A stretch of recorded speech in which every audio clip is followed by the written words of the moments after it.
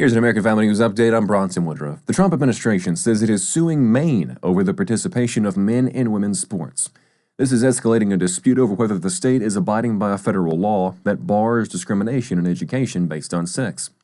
AG Pam Bondi announced the legal action at a news conference in Washington alongside former University of Kentucky swimmer Riley Gaines. Gaines has become a public face of the opposition to men in women's sports. President Trump's Departments of Education and Health and Human Services have said the Maine agency is violating the federal Title IX anti-discrimination law by allowing boys who claim to be girls to participate on girls' teams.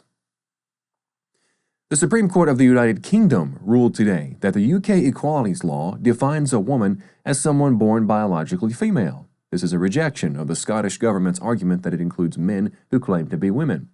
The ruling means that a male with a certificate that recognizes him as female should not be considered a woman for equality purposes. But the court added that its ruling, quote, does not remove protection from trans people, end quote, who are, quote, protected from discrimination on the ground of gender reassignment. An American pastor who was kidnapped last week by armed and masked men during a sermon in the Eastern Cape province of South Africa was rescued on Tuesday. 3 of his kidnappers had a shootout with law officials and were killed. Police reported this on Wednesday. The 45-year-old American citizen Josh Sullivan from Tennessee has been based in the Motherwell Township branch of the Fellowship Baptist Church since 2018, along with his wife and 2 children.